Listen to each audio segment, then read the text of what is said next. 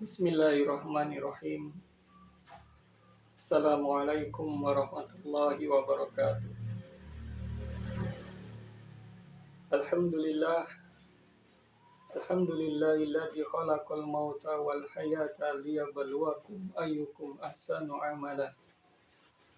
Asyhadu an la ilaha illallah wahdahu la syarika lah wa asyhadu anna Muhammadan abduhu wa rasuluh. Allahumma sholli ala Muhammad wa ala alihi wa sahbihi wa man tabi'ahum bi ihsanin ila yaumil amma ba'd. Kali ini kita mencoba untuk membahas tentang standar perbuatan. Sesungguhnya perbuatan itu memerlukan standar, memerlukan tolak ukur ataupun miqyasul amal. Karena dengan standar perbuatan, maka perbuatan yang dilakukan itu dapat dinilai. Dapat dilakukan penilaian terhadap perbuatan itu, apakah perbuatan itu merupakan satu perbuatan yang baik atau buruk, atau juga perbuatan itu apakah perbuatan yang terpuji atau tercela.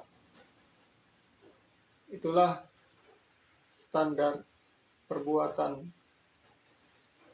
Kenapa perlu ada? Namun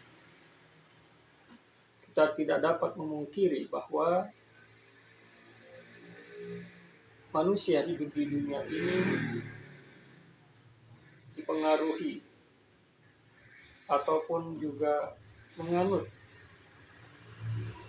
suatu pemahaman tertentu yang bisa saja berbeda satu manusia dengan manusia yang lainnya. Pemahaman yang menyeluruh sifatnya terhadap kehidupan ini dan apa yang ada sebelum kehidupan dan setelah kehidupan, atau yang biasa disebut sebagai mabda. Manusia tidak terlepas dari mabda, atau bila kita cari padanan katanya, sebut saja sebagai ideologi. Jadi manusia tidak terlepas dari mabda. Dan standar perbuatan ini terlahir dari mabda. Maka standar perbuatan sangat ditentukan dari mabda apa yang diembannya, yang dianut, atau yang diikuti oleh manusia. Keadaan di dunia saat ini ada 3 mabda, yaitu mabda Islam, dan juga ada mabda kapitalisme dan mabda sosialisme komunisme. Ada mabda Islam dan ada mabda selain Islam, ghairul Islam. Itulah yang mempengaruhi penentuan standar perbuatan manusia. Artinya standar perbuatan itu, miqyasul amal itu mengikuti dari mabdanya. Dalam perspektif Islam, dalam pandangan mabda Islam, sesungguhnya standar perbuatan itu diserahkan kepada Allah Subhanahu wa Ta'ala. Karena Allah dialah Tuhan yang menciptakan manusia, alam semesta, dan kehidupan ini. Allah lah yang maha mengetahui tentang manusia, apa itu manusia, bagaimana manusia. Allah lah yang maha mengetahui tentang keadaan manusia. Dan Allah juga yang berhak mengatur apa-apa yang ada di kehidupan ini. Karena Allah dialah Al-Khaliq, Allah juga Al-Mudabbir. Di dalam surat Al-Mulk disebutkan, Alladzi khalaqal mauta wal hayata liyabluwakum ayyukum ahsanu amala. Yang menciptakan kematian dan kehidupan untuk menguji siapa di antara kamu yang terbaik amalnya. Maka ini pandangan yang tepat. Kenapa? Karena Allah yang menciptakan, Allah juga yang maha mengatur, dan Allah juga maha mengetahui tentang manusia. Allah yang menciptakan manusia. Maka tentu saja penghambaan itu hanya kepada Allah. Karena Allah lah yang menciptakan manusia, dan karena Allah lah Tuhan yang berhak untuk mengatur manusia. Sementara kalau manusia dia diciptakan. Dia tidak menciptakan manusia yang lain. Dan dirinya kelak akan dimintai pertanggungjawaban di hari akhir. Maka pengaturan itu, standar dalam hal ini, standar perbuatan, itu harus diserahkan kepada Allah. Ditentukan oleh Allah Subhanahu wa Ta'ala. Itu artinya bahwa sebagaimana yang dimaksudkan di dalam standar perbuatan tadi adalah untuk memberikan penilaian terhadap perbuatan, baik dan buruknya, terpuji dan tercelanya. Maka baik itu adalah apabila dia diridhoi oleh Allah Subhanahu wa Ta'ala, dan buruk itu adalah apabila perbuatan itu dimurkai oleh Allah Subhanahu wa Ta'ala. Untuk itu tentu saja termasuk terpuji dan tercela pun dalam pandangan Islam itu diletakkan atau ditentukan oleh apa-apa yang telah Allah turunkan, yaitu hukum syara. Sehingga terpuji itu adalah apa yang dipuji oleh hukum syara, sedangkan suatu perbuatan dianggap tercela apabila memang itu dicela oleh hukum syara atau syariat Islam.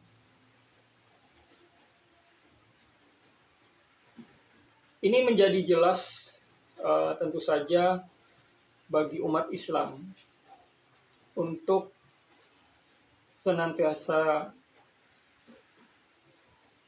melakukan suatu perbuatan ya, didasarkan kepada standar yang telah ditentukan di dalam Islam. Artinya bahwa umat Islam diperintahkan untuk memiliki miqyasul amalnya, memiliki tolak ukur perbuatannya, memiliki standar perbuatan itu kepada hukum syara atau syariat Islam.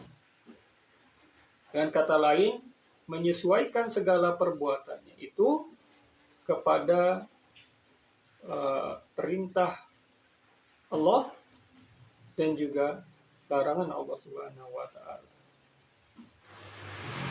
Allah berfirman di dalam surat Al-Hasyr, A'udzu billahi minasyaitonir rajim. Wa ma atakumur rasulu fakhudhuhu wa ma nahakum anhu fantahu. Dan apa-apa yang diberikan Rasul kepadamu, maka ambillah.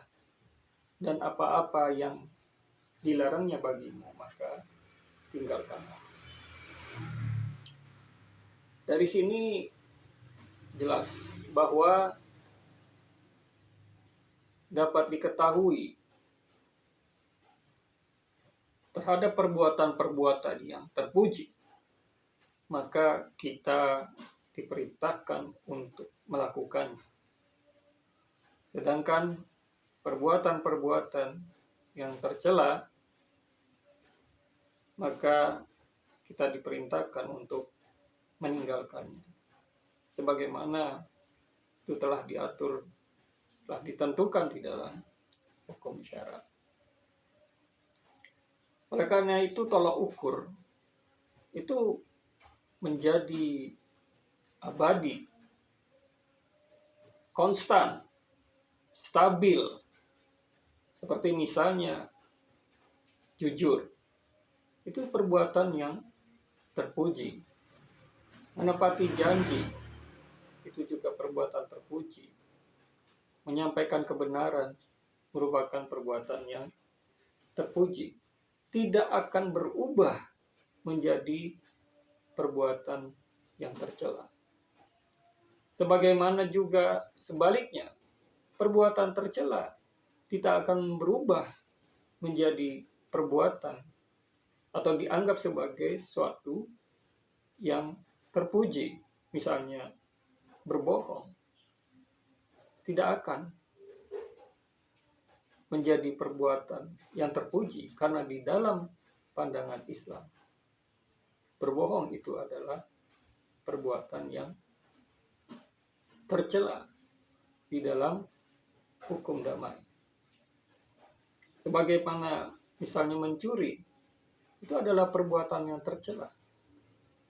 Tidak akan berubah menjadi perbuatan yang terpuji.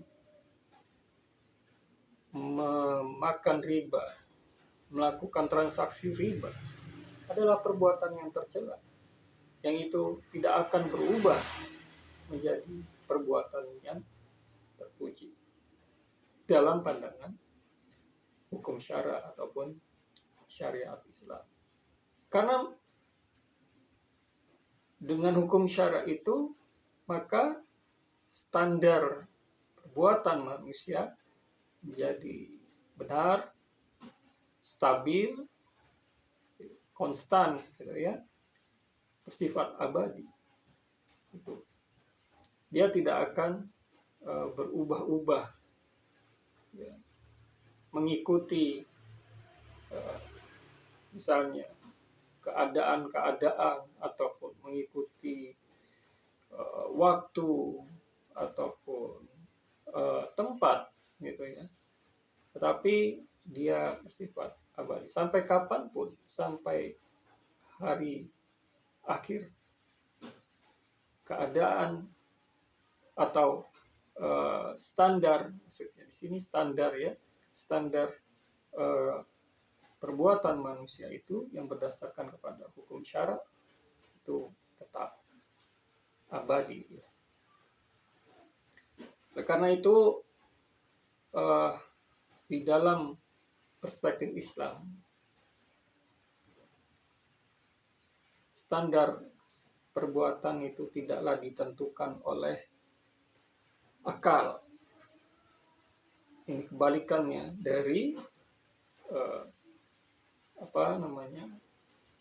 Islam, yaitu dimana standar perbuatan dengan sesuai dengan akal ini itu digunakan oleh selain Islam, dari mabda ataupun ideologi selain Islam, sebagaimana yang terjadi di ideologi kapitalisme ataupun ideologi sosialisme, komunisme.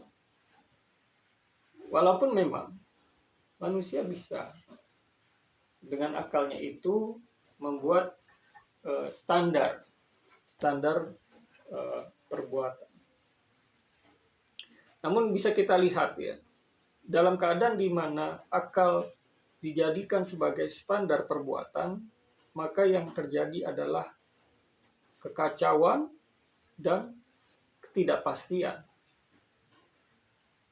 Suatu perkara bisa saja dianggap terpuji pada suatu keadaan, tetapi kemudian pada keadaan yang lain dia bisa dianggap tercela. Sebagaimana juga akan dipujilah suatu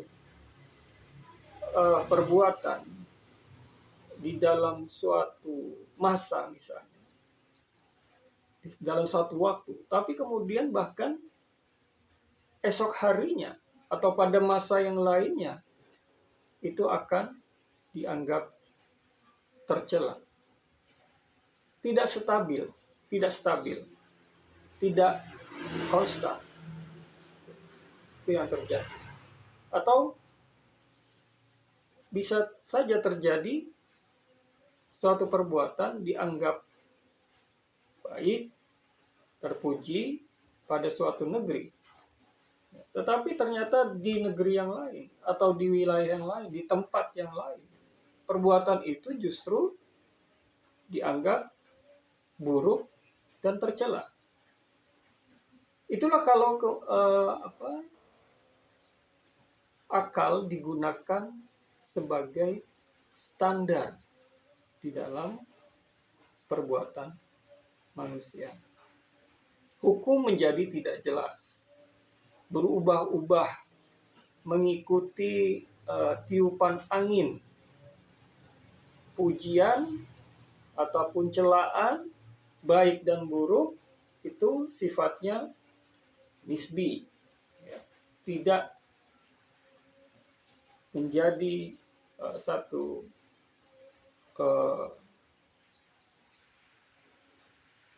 hakikat yang sebenarnya dari perbuatan.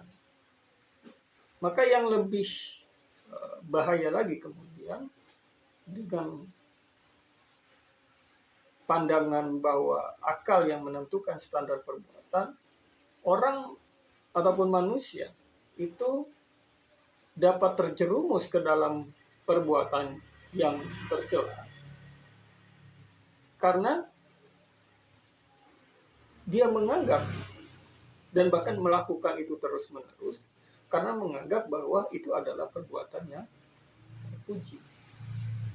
Sebagaimana juga manusia dapat menjauhkan satu perbuatan yang terpuji karena dianggap itu adalah perbuatan yang tercela. Oleh karena itu, jelas ya bagaimana ketika ini kontradiktif ya dengan Islam. Ya, artinya akal yang ditempatkan sebagai standar perbuatan, itulah yang terjadi. Yang muncul, yang terjadi adalah kekacauan dan ketidakpastian. Kita bisa mengambil contoh, misalnya di dalam diri ya, seseorang yang dia memilih ya, untuk melakukan satu perbuatan tetapi menolak melakukan perbuatan yang baik, menolak perbuatan yang lain karena itu dianggap sebagai tercela. Misalnya seorang muslim yang dia fokus kepada persoalan-persoalan atau banyak melakukan ya ibadah ritual ya di masjid ya sebut saja begitu, tapi dia menolak untuk membicarakan ya memperhatikan gitu. Menolak untuk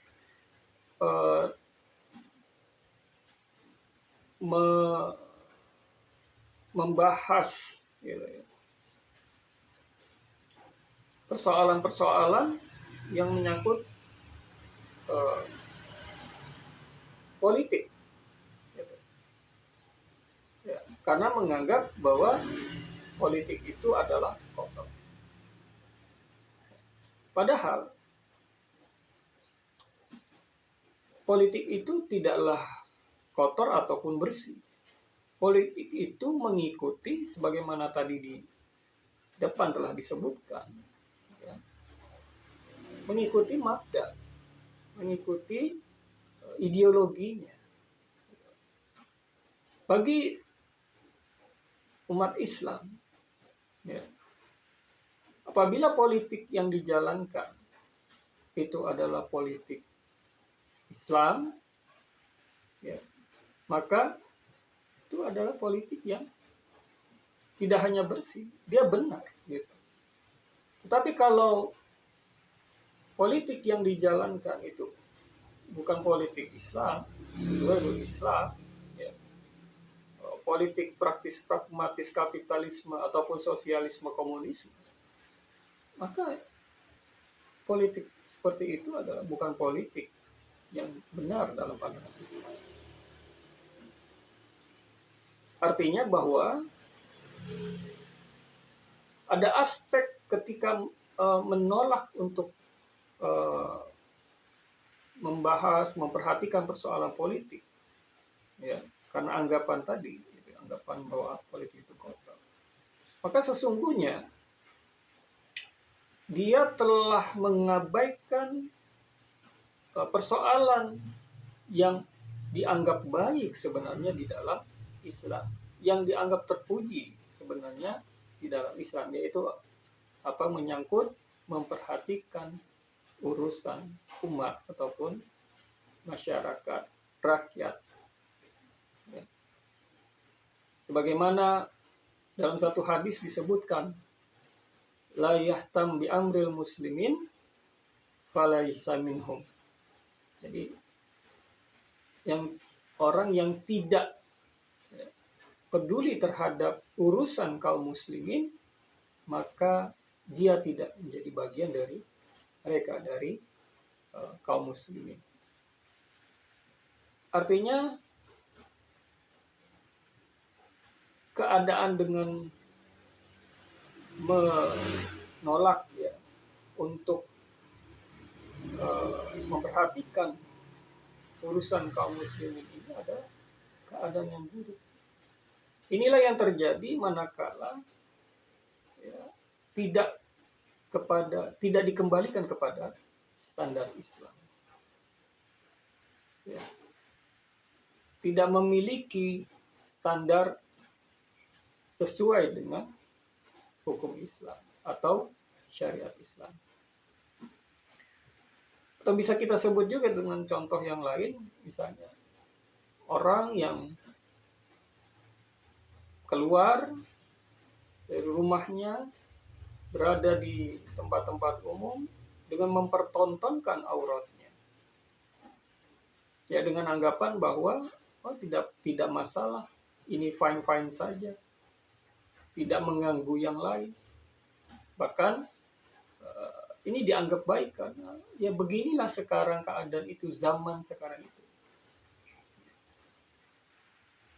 Dia telah menganggap dengan mempertontonkan auratnya itu adalah sesuatu tindakan yang terpuji, ya, baik, gitu ya. Ini juga menjadi contoh, ya, bagaimana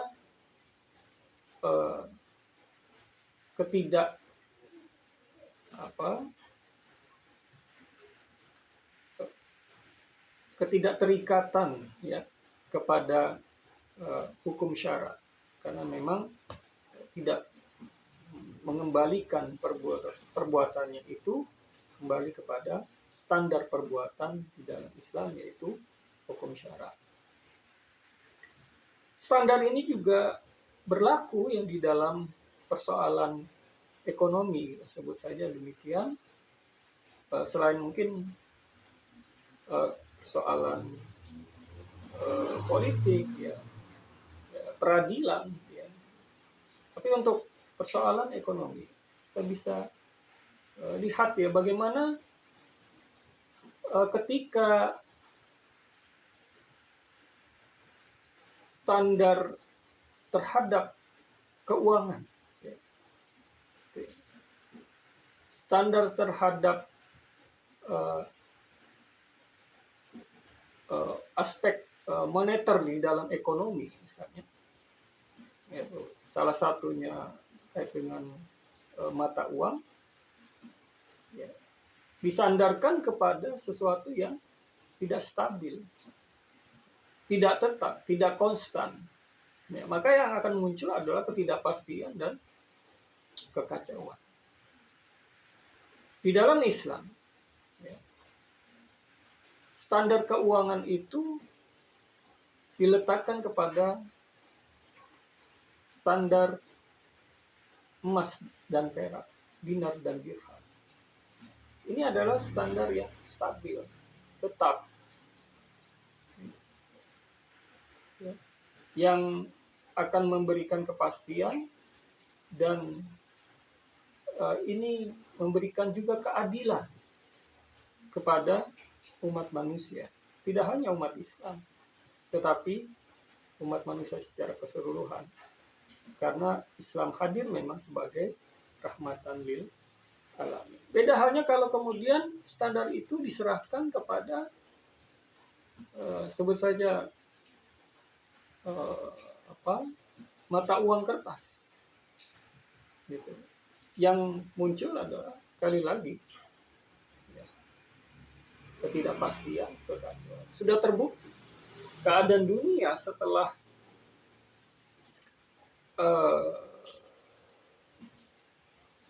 mata uang dolar ya, dijadikan sebagai standar ya, di dalam moneter dunia, gitu. Maka beberapa kali ya, dunia ini mengalami resesi ekonomi di berbagai negeri, bahkan berulang kali ya, mengalami resesi ekonomi. Itulah ketika standar perbuatan itu diserahkan kepada akal. Dia tidak stabil, dia tidak konstan. Yang akan muncul ada ketidakpastian dan kekacauan. Karena akan sangat tergantung kepada keadaan, kepada tempat, dan juga kepada wilayah yang itu berbeda-beda. Sementara sesungguhnya yang dibutuhkan oleh manusia itu sebagaimana yang Islam tawarkan, bahkan telah diterapkan, bahwa standar perbuatan itu dikembalikan kepada yang menciptakan manusia, alam semesta dan kehidupan ini, yaitu Allah Subhanahu wa Ta'ala, dengan syariat Islam. Dengan demikian, standar perbuatan yang berdasarkan kepada Islam itulah yang akan menimbulkan kepastian dan akan memberikan rahmat bagi seluruh alam semesta. Oleh karena itu, merupakan kewajiban bagi umat Islam untuk menjadikan hukum syara itu sebagai standar perbuatan, sebagai tolok ukur di dalam semua perbuatan. Dengan hanya menganggap bahwa baik ataupun buruk itu, terpuji dan tercela itu didasarkan kepada syariat Islam semata. Demikian, wallahu a'lam bishawab. Assalamualaikum warahmatullahi wabarakatuh.